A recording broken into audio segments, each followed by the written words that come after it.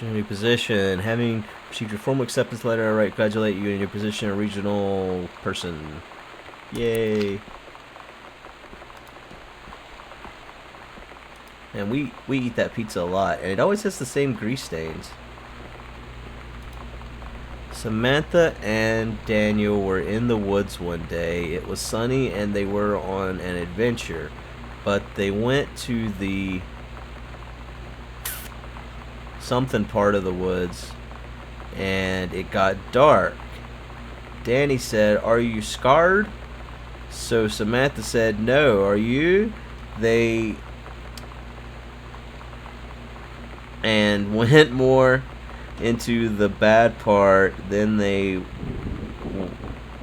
went to a part there was never there before, and there was a ship, a spirit ship on the ocean. Samantha said, "I'll just be the captain and you be the first mate."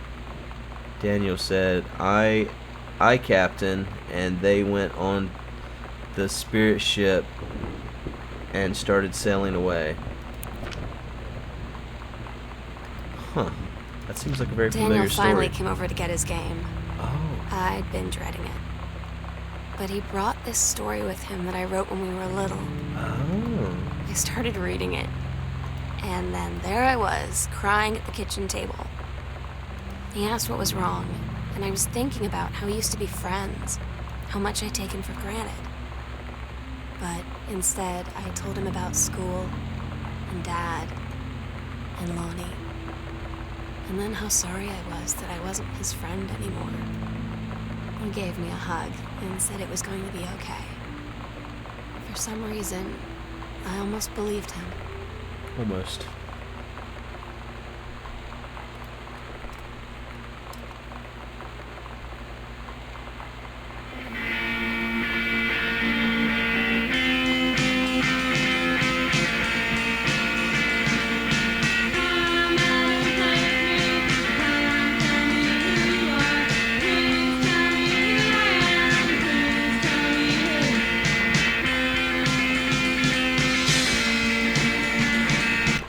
That's probably the least obnoxious of all the tapes.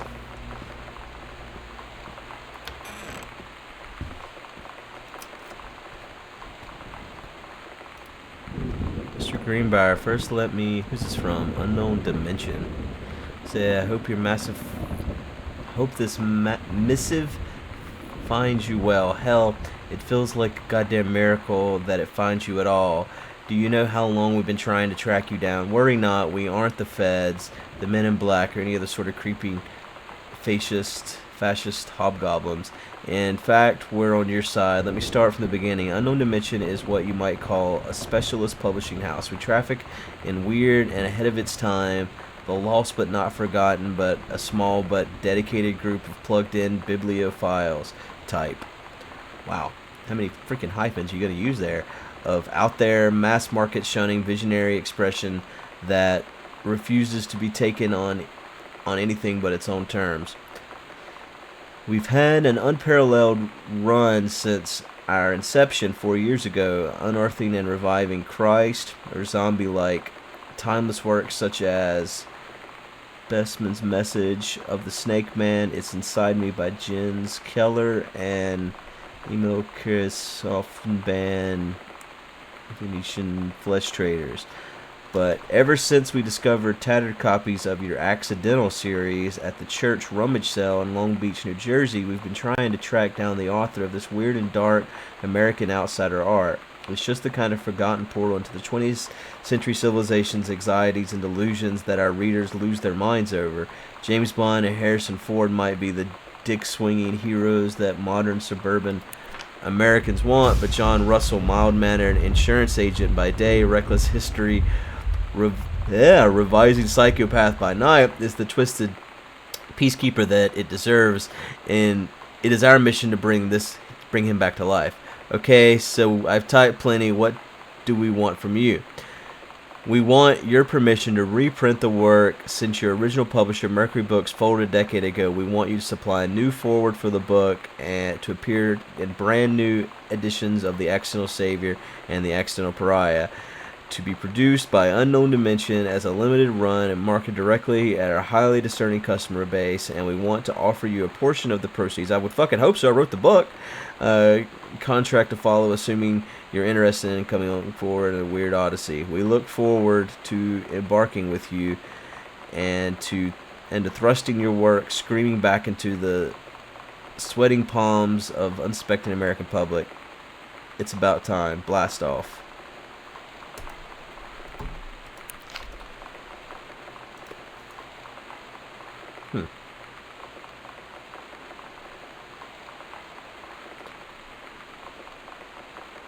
Message for the future. The cover looks better.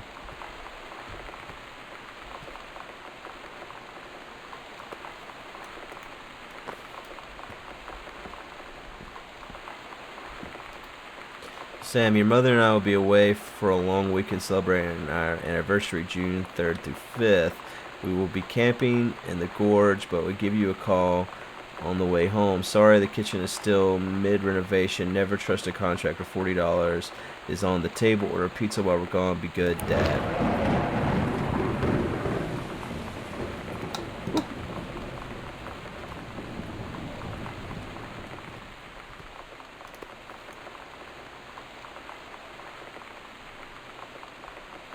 There's no expiration date on this milk. That's weird. I worry about these things. There's her name tag. Lonnie, my parents are leaving town, so we'll have the run of the whole house till you leave. I imagine actually spending the night in my room instead of sneaking up to our usual spot in the attic. Not that the attic doesn't have its musty allure, but my bedroom is warmer. Sam, we should defile your parents' bed while they're gone. That'll show them. Honey, you're gross. Never change.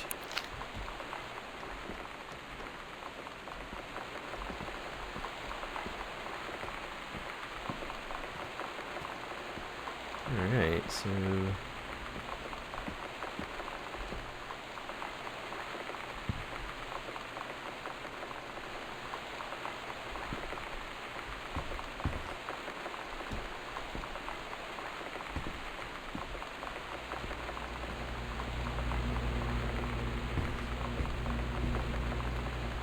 That's the loudest damn refrigerator, man.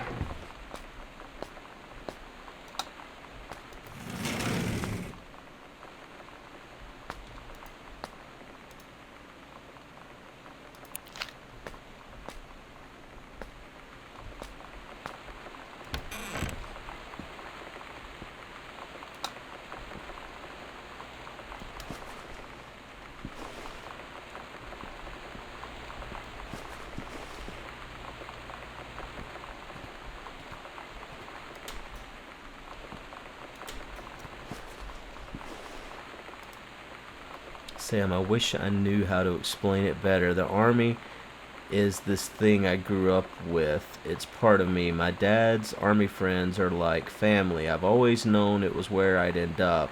I never thought of it any other way. I wish things could have been different, or could be different. Maybe someday when I'm settled at a base and you're done with college and you're a famous writer, I can rebuild a tank engine with my eyes closed. Things will be different and we together. Until then,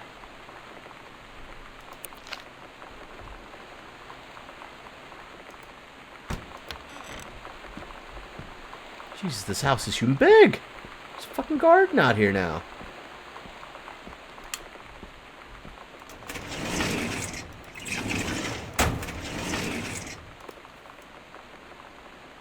Couples counseling retreat. Oh, that's where they're going.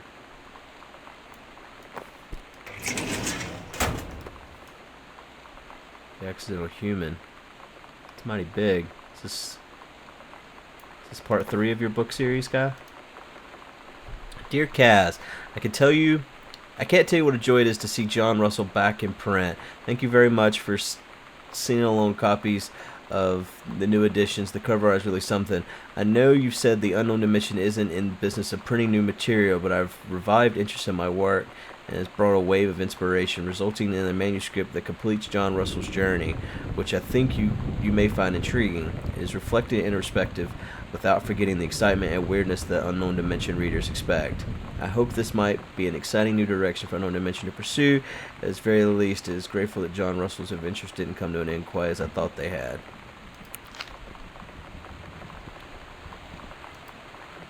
It's been 20 years since John Russell heard the call.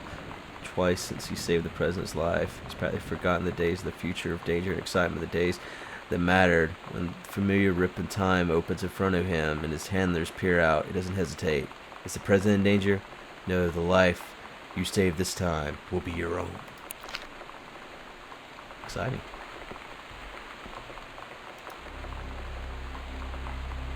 Where we'll do it. Midnight, June 5th. Secret door under the stairs. Okay. We agreed our last night together would be our happiest ever. And we'd forget tomorrow was going to come at all. We worked for a while. We had a good time seeing Oscar off. Then ran up to the attic to look through our photos. To find one for Lonnie to take with her. And looking at them, I realized they were all in the past. And there wouldn't be any more. I didn't know what I was going to do. And I cried. And she held me. She said she knew it was hard, but life would move on. I said I didn't want my life to keep moving without her. That's when she cried too. I was so exhausted. I must have fallen asleep like that, in her arms. In the morning, I woke up, and I was finally alone. Another postcard here. I've had a wonderful time in the beaches of Barcelona, Dad and Sam. I think... Why no Mom? She's in the... It says hi, Mom at the start. Anyways, think you would like the Gundy architecture, strange alien world. I'm headed to my final destination, Amsterdam. For how long? That depends. I'm running low on money. I will look for a cheap standby ticket and call you when I'm headed home. Sorry for the short notice. Can't wait to see you all again. It'll be good to be home. I didn't see this when we came in either, somehow.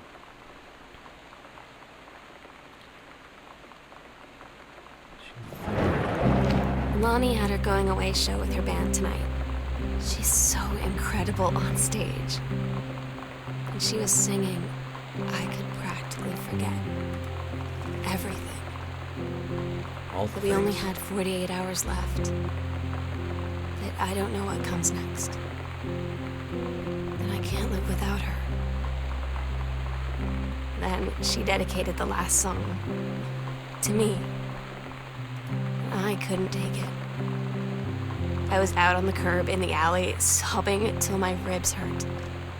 I would follow her anywhere, Katie. But I can't. Where she's going. After a long time, she found me. She said she was sorry. She said, I wish things could be different. I just wanted to make you happy.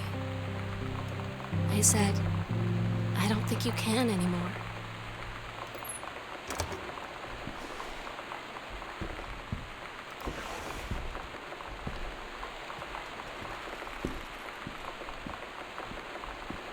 Oh my God. Possession and exorcism.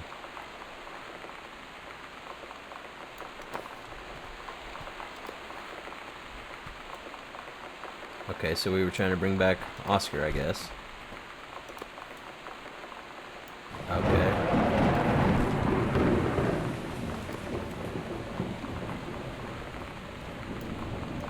And some cereal to eat while we do it.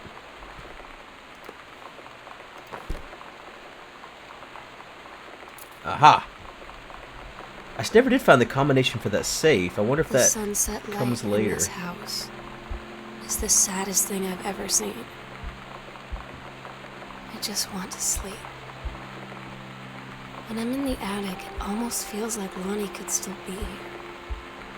She's just downstairs. I'm just waiting to hear her pull down the hatch and come running up. Maybe I'll go up to the attic and wait.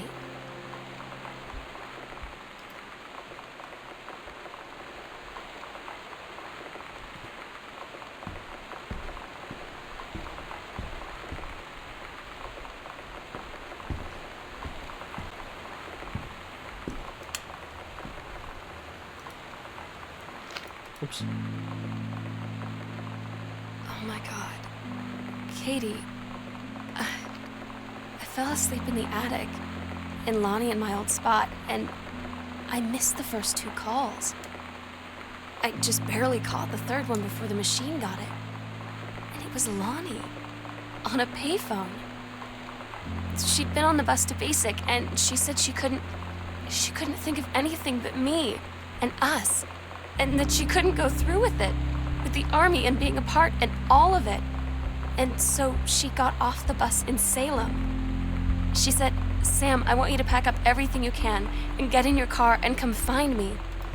And let's just drive until we find somewhere for us." And she asked me if I could do that. And I said yes. Yes.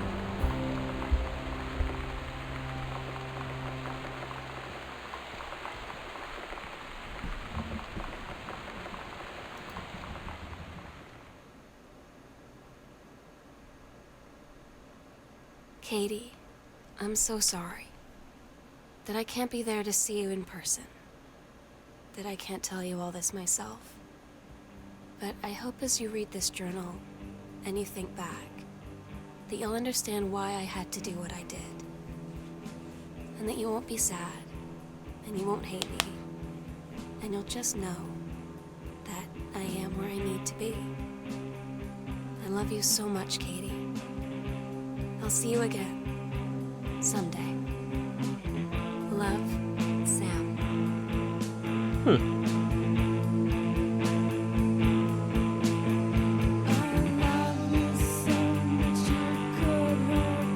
Wow, what a fun game that was. This is definitely something different than I've played before. Not used to one of these storytelling movie you're a part of. I almost said choose your own adventure, but really I guess it wasn't really choose your own adventure. It was a story that wasn't going to change, and it just kind of flowed through it. But I really like the message the game was based around. It seems like a really great game for anyone that's like in high school to play, honestly, because it's pretty true to life. But anyways, I really enjoyed it. You'll notice there's no music here at the end because it's always copywritten, so I had to take that out. But I really enjoyed the game. I hope you guys enjoyed watching it. Probably wasn't the best game as far as a Let's Play goes, but I had no idea. There really wasn't a lot of information, so I had no idea what I was getting myself into. But I'm really glad I played it either way, and I hope you guys enjoyed watching it. It's probably a game that doesn't really have really much replay value, so unfortunately, probably watching a Let's Play means there's no real reason to actually play the game, and normally that's not the case. I hate when that happens. But either way, they did a really good job with the game, and I really enjoyed playing it, and I hope you guys enjoyed watching it, and I'll see you guys next time. Bye.